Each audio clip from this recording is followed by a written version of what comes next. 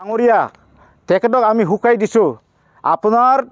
পাৱাৰটো সদায় নাথাকে এই হিচাপটো এদিন নহয় এদিন আমাক NDB সকলক দিবাই লাগিব এইটো আমি কৈছোঁ প্ৰমোদ বড়োৰ যিটো নীতি এই নীতিটো আমি ভাল পোৱা নাই কাৰণ কিয় ভাল পোৱা নাই আমি ভাৰত বুৰঞ্জীত পঢ়িবলৈ পাইছিল ঔৰংজেবৰ বুৰঞ্জী ঔৰংজেবে কি কৰিছিলে নিজৰ ভাইসকলক চব হত্যা কৰি পেলাই নিজৰ দেউতাহক জেলত ৰাখি পেলাই এই ৰজা হৈছিল ঠিক তেনেকৈ কি কৰিলে NDB ভাইসকলক অন্যায়ভাৱে জিন্দাই মাৰিছে NDB সকলে আজি তাৰিখত খাব নাপোৱাৰ কাৰণে উনাই বনাই ঘূৰি আছোঁ আমাৰ চুক্তিমতে আছিলে প্ৰাক্তন খেদাৰসকলক মানে যিকোনো পেৰামিলিটাৰী হওক BSF আৰ্মি আসাম পুলিচ ইয়াত ৰিক্ৰুট কৰাৰ কথা আছিলে কিন্তু এজনো আজি নিদিলাক আৰু কিছুমান ল'ৰাবিলাক জেলত ভৰাই ৰাখিল কোনোদিন নোলালাক আৰু আমাৰ যিহেতু ফাউণ্ডাৰ লিডাৰ ৰঞ্জন দৈমাৰী তাকো জেলত ৰাখিছে ঠিক তেনেকৈ ঔৰংজেবৰ নিচিনা আজি প্ৰমোদ বড়োৱে কি কৰিছে আমাৰ BTCখন শাসন কৰি আছে এই আমাৰ ঔৰংজেবৰ দিনৰ ঔৰংজেবৰ নীতিত এতিয়া BTCয়ে তেওঁ শাসন কৰি আছে আৰু এইটোকে আমি লাজ পাইছোঁ যেতিয়া নৰেন্দ্ৰ মোদী ডাঙৰীয়াই ভাষণ দিছিল এই সময়ত কি কৰিছিলে আমাৰ UG ব্ৰহ্ম ৰনগৰা প্ৰমোদ বড়ো আমাৰ আপচৰ সভাপতি দীপেন বড়ো তেখেতসকলে একদমবাৰে হাঁহি পেলাই হাত চাপৰি মাৰি আছে কিন্তু আমি খুব লাজ পাইছোঁ আৰু দুখিত আজি তাৰিখত NDBৰ ইমান ডাঙৰ এটা ঘোষণা কৰাত তেখেতসকলে একদমবাৰে ফূৰ্তিৰ হাত চাপৰি মাৰি আছে কিন্তু নৰেন্দ্ৰ মোদী ডাঙৰীয়াই যি কথা কৈছে এইটো চব মিছা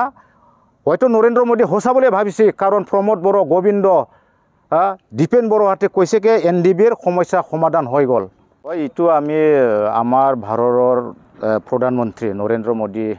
ডাঙৰীয়াৰ এটা বাক্য আমি দৃষ্টিগোচৰ হৈছে খুব এইটোক লৈ পেলাই আমি খুব দুখ পাইছোঁ এতিয়া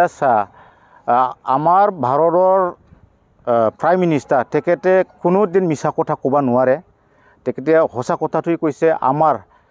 NDB সকল প্ৰাক্তন বিদ্ৰোহীসকলৰ কাৰণে 1500 কোটি দিয়া বলে আমাৰ ভাৰতৰ প্ৰধানমন্ত্ৰী নৰেন্দ্ৰ মোদীক জনাইছে এইটোক লৈ পেলাই আমি আচৰিত হৈছোঁ এই 1500 কোটিটো আনি পেলাই আমাৰ BTCৰ CM প্ৰমোদ বড়ো UG ব্ৰহ্ম ৰনগৰা নাৰ্জাৰী আৰু আমাৰ ৰঞ্জিত বসুমতাৰী গোবিন্দ বসুমতাৰী তেখেতসকলে ক'ত লুকাই ৰাখিছে আমিতো শুনি খুব আচৰিত হৈছে এতিয়া আমাৰ NDB সকলৰ কাৰণে বোলে এতিয়া কি 4 লাখ দিয়া বুলি কৈছে কিন্তু 4 লাখটো দিয়া নাই লোন হিচাপে দিছে কিছুমানক ইও সম্পূৰ্ণ মানুহ আমাৰ খেদাৰসকলক কোনো দিয়া হোৱা নাই আৰু আসাম পুলিচত চাকৰি দিয়া বুলি কৈছে 4000 প্ৰাক্তন বিদ্ৰোহীক মানে চাকৰি দিয়া বুলি কৈছে আসাম বেটেলিয়নত এইটোৱে আমি প্ৰমোদ বড়ো ডাঙৰীয়াক এটা কুৱেশ্যন কৰিব বিচাৰিছোঁ যে এইটোৱে কুৱেশ্যন আমাৰ এই বিদ্ৰোহী প্ৰাক্তন বিদ্ৰোহীসকলে NDB সকলে আজি তাৰিখত ক'ত চাকৰি কৰি আছে এপইণ্টমেণ্ট কেতিয়া দিছিলে আৰু তেখেতসকলে কোনটো ডিষ্ট্ৰিক্টত কাৰ SPৰ আণ্ডাৰত মানে আমি এইটোই বিচাৰিছে সিহঁতৰ ক'ত ৱৰ্কিং কাম কৰি আছে তেখেতসকলে মানে IC হয় অফিচাৰ হয় কোনটো হেৰিত কাম কৰি আছে এইটো আমি আমাৰ লিষ্ট